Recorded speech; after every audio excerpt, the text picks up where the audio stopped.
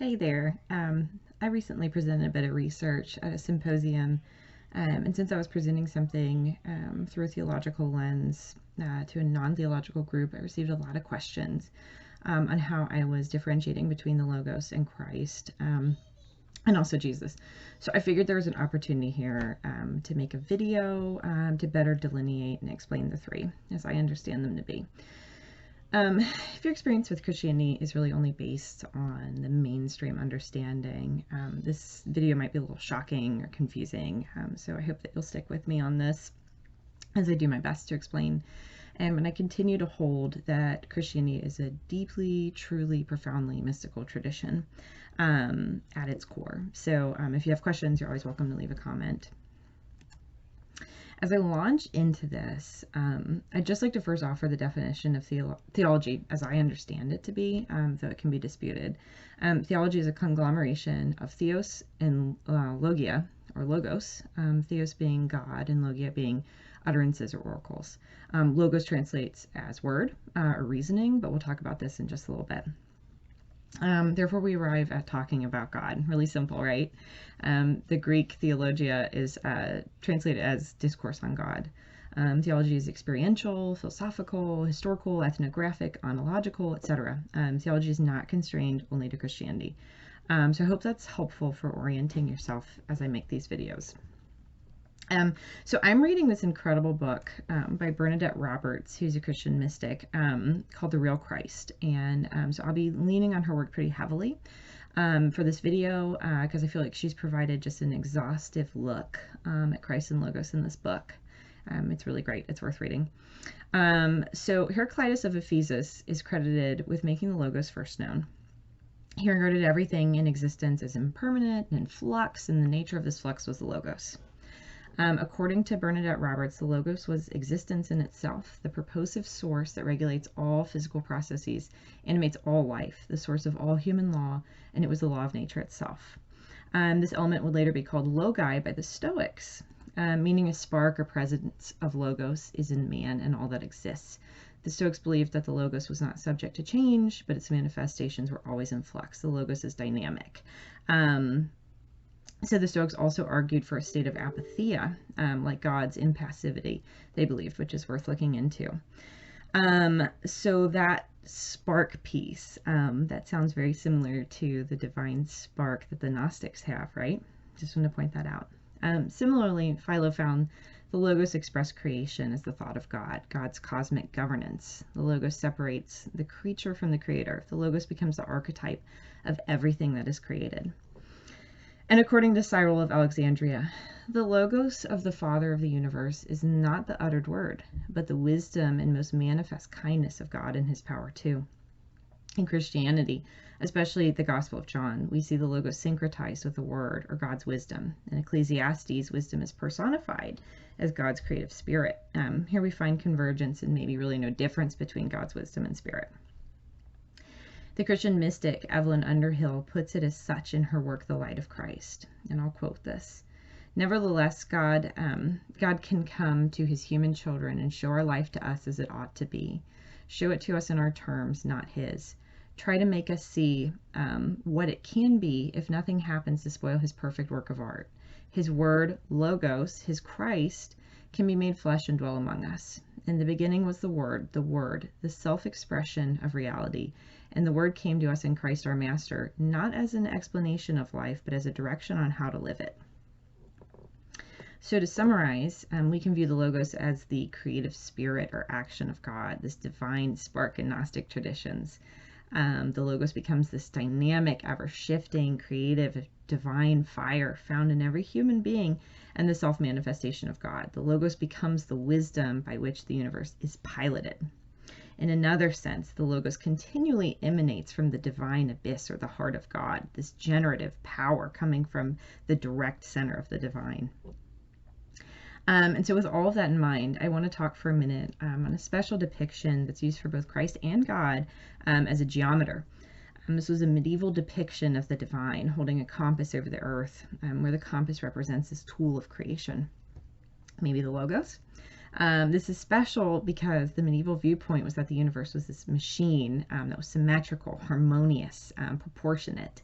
The machine was set in motion by God and animated by the Logos. Here we have maybe that ghost in the machine ideology. The compass also represents a really interesting mathematical view of the universe, and we can imply sacred geometry and all the naturally occurring math we find in the universe as well. I think this depiction of the divine was really ahead of its time. And so I'll ask you to Google William Blake's Ancient of Days for a really great depiction of a divine compass as well. Teilhard de Chardin's view of the universe was absolutely Christ-centric, so much so that the entire universe, in his view, relies upon and hinges on Christ solely. Teilhard came to recognize the cosmic Christ as both immanent and transcendent. Immersed within the emergent universe, Christ guides the cosmos as it ascends from one critical point to another on its path toward integration and unification. And so what did that mean for him? So according to Teilhard, the universe evolves driven and allured by the cosmic Christ, the motor of evolution, the sacred heart, the essence of all energy. And so for him, the omega point was the final and greatest evolutionary point. This is where the material and human were finally reunited with the divine as one point. It's worth looking into later when you have time, the orthodox idea of the nous, N-O-U-S, which is sort of the eye of the soul, or the highest point of the soul that's able to commune with the divine. In this understanding, man is triune like God, except mankind is comprised of the nous, the Word, and the Spirit. Here you see the Word again, right? Take a look into theosis as well, which is the orthodox idea of a union with God. The biblical basis for cosmic Christology is often found in Colossians, Ephesians, and the prologue to the Gospel of John. Cosmic Christ becomes universal, concerned with the cosmos and creations, and found within all beings. So you can see John chapter 1, verses 1 through 4, Colossians chapter 3, verse 11, Ephesians chapter 1, verses 3 through 11, and that's the one that is, I'll paraphrase here, but we are adopted by God, therefore brother of Christ, inheritors of creation, etc. That's really cool verse. So back to Teilhard. Christ, says Teilhard, is the term of even the natural evolution of living beings. Evolution is holy. Evolution, by revealing a summit to the world, makes Christ possible. Just as Christ, by giving sense, meaning, and direction to the world, makes evolution possible. Evolution helps us understand the cosmos and the cosmic Christ of St. John and St. Paul and the Church Fathers, without whom there would be no cosmos.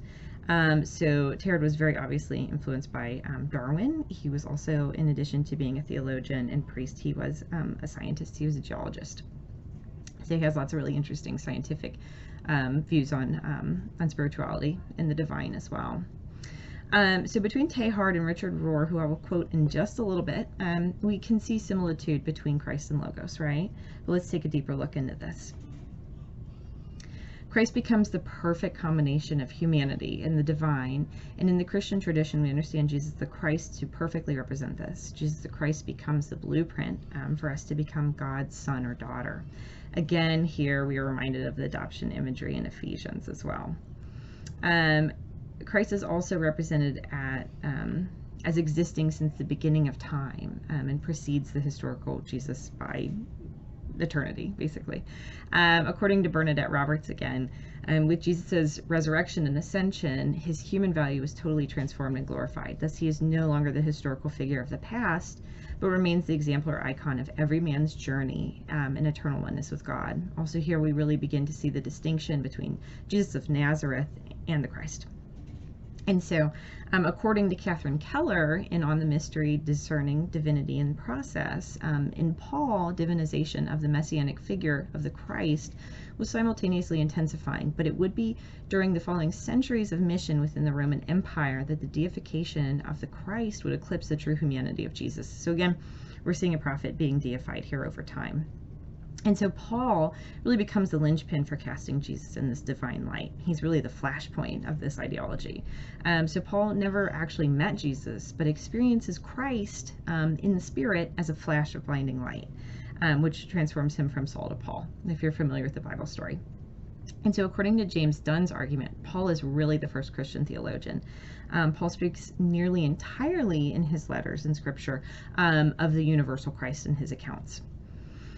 And so we see Paul's universal Christ in Galatians chapter 2, verse 20. And it is no longer I who live, but it is Christ who lives in me. And the life I now live in the flesh, I live by faith in the Son of God, who loved me and gave himself for me. And in Acts chapter 17, it is in him we live and move and have our being. So according to a pastor named Chuck Queen, who wrote an article that I found really interesting, consider the saying of Jesus in John chapter 14, verse 6, which is not an actual saying of the historical Jesus, but a saying attributed to Jesus as the living Christ by the Johannine community. I am the way, the truth, and the life. No one comes to the Father except through me. This is not true of the historical Jesus, but it is true of the living Christ, in whom and through whom we all live, breathe, and have our existence. We know the cosmic Christ through the historical person of Jesus, but the cosmic Christ can speak, draw, enlighten, touch, and transform people through means, methods, and mediators other than the historical Jesus. So as a Christian, the Spirit of Christ is experienced through Jesus of Nazareth. Brother Steindl Rast calls Jesus the objective reference point, which I think is really interesting. But again, the Spirit of Christ resides in everyone and everything, very deep within the unconscious, waiting for you to wake up to that reality. And so to kind of sum this all up, I'll read a bit from Richard Rohr. The eternal Christ mystery began with the Big Bang, where God decided to materialize as the universe. Henceforth, the material and the spiritual have always coexisted, just as Genesis chapter 1, verses 1 through 2 seem to be saying. Although this Christ existed long before Jesus and is coterminous with creation itself, Christians seem to think Christ is Jesus' last name. What Jesus, the historical Jesus, allows us to imagine, because we see it in him, is the divine and the human are forever one. God took on all human nature. Jesus is the archetypal representative human being and said yes to it forever. In varying degrees and with infinite qualities, God took on everything physical, material, and natural as himself. That is the full meaning of the Incarnation. To allow such a momentous truth, to fully believe it, to enjoy it in practical ways, to suffer it with and for others, this is what it means to be a Christian. Nothing else will do now. Nothing less will save the world. Beautiful, right? And so a note on the Incarnation. This is a belief that Jesus was essentially the Logos made flesh. So after John's Gospel, it was understood the divine Christ was the Logos, aka God. This understanding was not limited to a cosmic Logos, but also understood as God's wisdom, God's own knowing. Although the incarnation of God's wisdom is not as easy to grasp as the cosmic Logos, one should never let go of the understanding of the Logos as God's wisdom or knowing. So that's Bernadette Roberts' thoughts on that. So again, we see Christ as the mediator, joiner, even the bridge between humanity and the divine. And so additionally, most Christians will identify Jesus the Christ as part of the Trinity of the Father, Son, and Holy Spirit. I feel like we can't talk about incarnation without at least touching on this for a second. I'd like to share Bernadette Roberts' idea on the Trinity. The Trinity represents the ways that God reveals God's self to man rather than as three entities or persons as we understand it, which is a bit abstract. And this revelation is a continual process throughout all time to all people. The triune revelations are as such. So God is omnipresent, God is immanent in man, and God is transcendent to man and creation. So quite a departure from the three entities that we typically understand as, the Father, the Son, and the Dove. But this creates more of an idea of a Trinity that is essentially like a multi-faced pyramid, right? That God is always revealing in three different ways to humanity through all of time, to all of people. So that's really interesting, and I want to look into it further. So exploring the idea of Christ and Logos is incredibly vast, and many individuals have written on this. And so it's so worth looking into, in my opinion. Even though I've just named a couple names in this video, and I hope I've made this more clear and not more confusing, because there has to be some mystery involved, right? We have to allow mystery into this process. So if you're interested in Christ as an archetype and as the everyman's journey, take a look at Jung's later work, specifically in Aeon and in the collection of works called Jung Speaking, Interviews and Encounters. I did a video on this archetypal Christ a few weeks ago. that I think is really interesting for looking into sort of that idea of an archetype of creation and a perfect relationship with the divine. All right, that's all I have. Take care.